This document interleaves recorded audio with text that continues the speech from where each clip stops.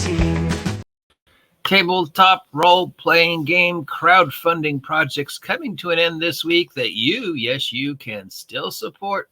Good morning, my nerdlings. It is I, your humble guide to all the tabletop role-playing game news, weather, and general internet nonsense that is affectionately referred to as the OGGM on another foggy, gloomy morning here at Site B.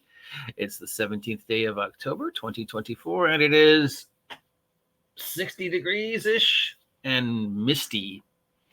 Somebody texted me the other day that I'm jealous of your weather. And I was like, this isn't weather. This is just gray. Just this mind-numbing, soul-sucking gray. It's not weather. It's nothing to be jealous of. Anyways, it's time to take a look at all the crowdfunding projects that are coming to an end, but that you still have a chance to back if that is something you're interested in. And right up top, we have the Welcome to Night Vale role-playing game, which is based upon the Welcome to Night Vale traveling show, which is based upon the Welcome to Night Vale podcast, which is based upon the Welcome to Night Vale meme, which is just weird and wonderful. If you're not familiar with Welcome to Night Vale, I don't know how to explain it. It's just wonderfully weird thing.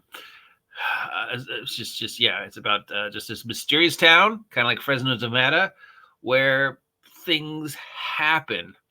It is a D20 system using the Essence D20 system. It's $99. Gets you the PDF and print versions of the 4 books, plus the GM screen, plus the dice, plus some whatever these things are, character record sheets, cards, pre-generated characters. Yeah, I don't know how to describe it. Twilight Zone, like just a city of Erie, Indiana. If you're familiar with the television show Erie, or the very beginning of Stranger Things, where just this town and just weirdish things happen. If you've never listened to the Welcome to Night Vale podcast, it's just a wonderful slice of Americana weirdness. And speaking of wonderful slices of Americana weirdness, we've got some love for Deadlands from Pinnacle Entertainment. The Weird West that is Deadlands. We've got Carnage in the Cascades, Rise of the Black Circle, and the Abominable Northwest. This is also known as just the Abominable Northwest campaign. Part of the Carnage in the Cascades box set. We've got a Rise of the Black Circle, which is a novel set in the world of Deadlands. We've got the Abominable Northwest, which is a trail location to all the locations and monsters that inhabit the Cascades. Blue Ridge Mountain Cascades chunk of Americana is getting a lot of love all of a sudden. I don't know how to explain that. I mean, I live in the States and I don't know how to explain the sudden fascination of the mythology. Is that the word I'm looking for? Mythology of that part of the country. I mean, and yet none of these mention Gatlinburg, Dolly World, or Pigeon Forge. And I think if you're going to be writing about the weirdness of that part of America, you kind of needed to address the presence of Gatlinburg, Pigeon Forge, and Dollywood, and just how weird that is. Speaking of weird, but yeah, I don't know why this whole American Gods, horrors of the Catskill Mountains, Carnage in the Cascades, Upper Northwest Territories is a thing. Other than Chainsaw Cannibal Hillbillies. Or, like the Donner Party or weird, I don't know, it's not to say horrible things haven't happened in that part of the country, but how horrible things have happened all over America. But yeah, I don't understand that. I don't know who I'd like, a historian maybe, or an American anthropologist could explain the sudden fascination with that aspect of the country and in relation to spookiness. Anyways, got off on a tangent there, but it is an interesting question. Moving on, from Gax Works, we've got Wrath of the Sea Lich for Shadowdark. $60 is the most popular pledge for the PDF and the print version of the game. It's got the approval of a Gygax.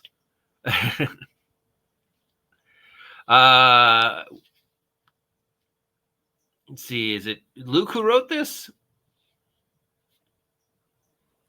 Oh yeah, I guess it is Luke. So yeah, Luke Gygax wrote this for Shadowdark.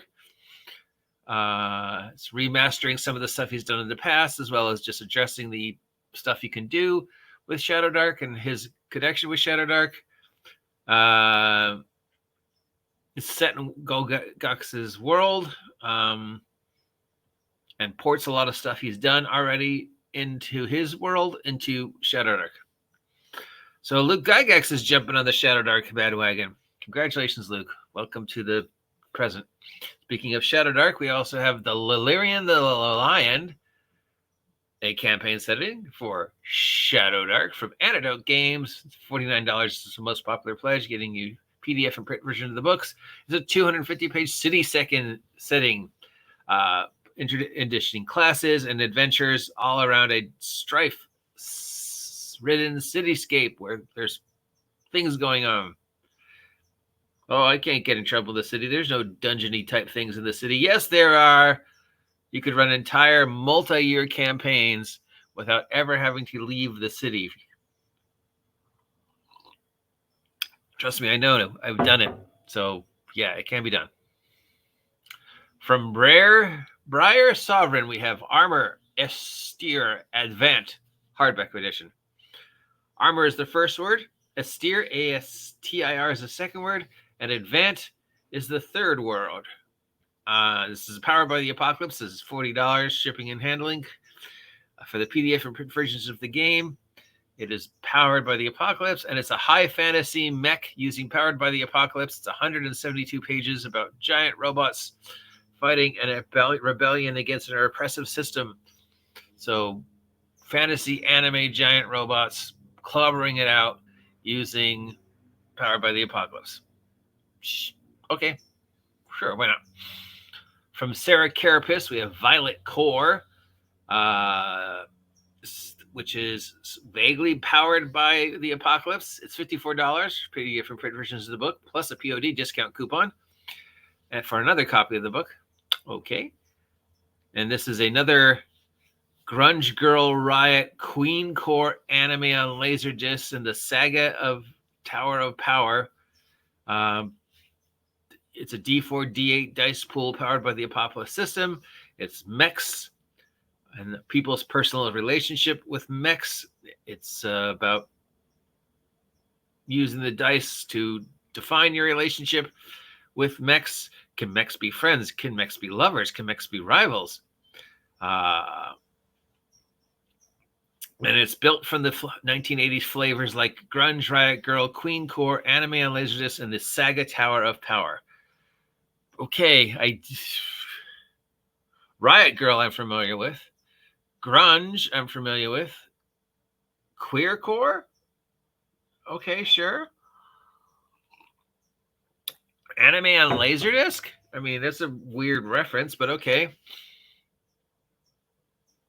High speed, Suffolk Mecha, I don't know. This just sounds weird. From Gear Games, we have High School Cthulhu role-playing games.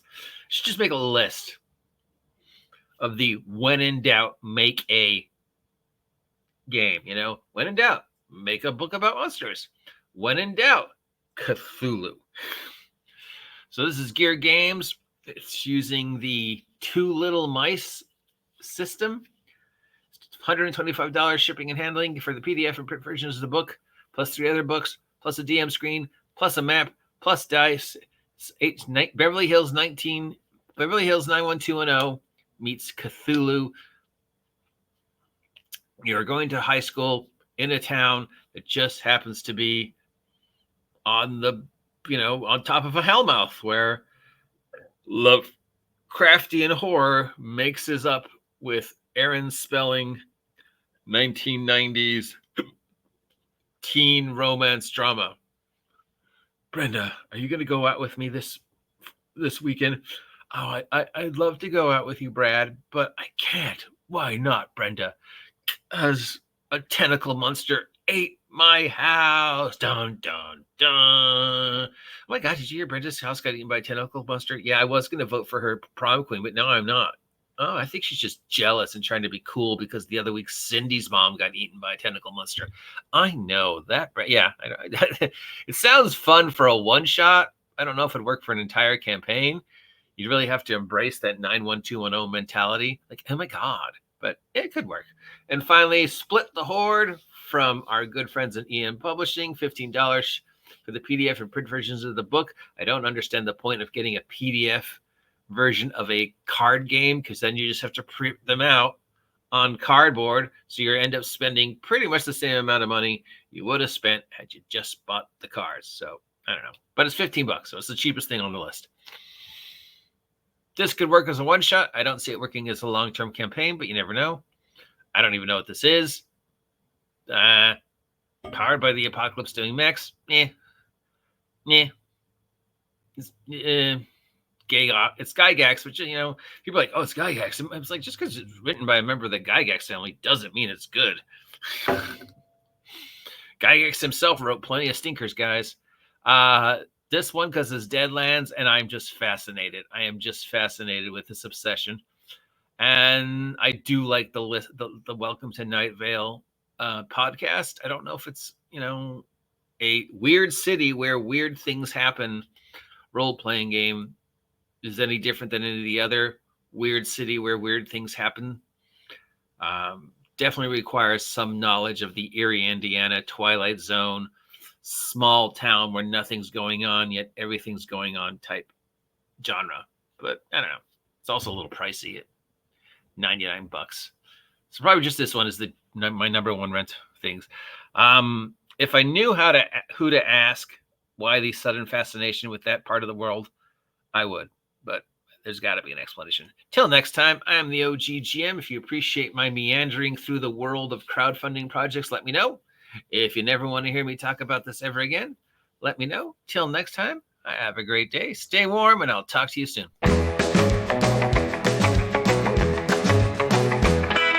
News from the table in the rolling waves. Dice in our hand, we're the dungeon's brave. Adventures to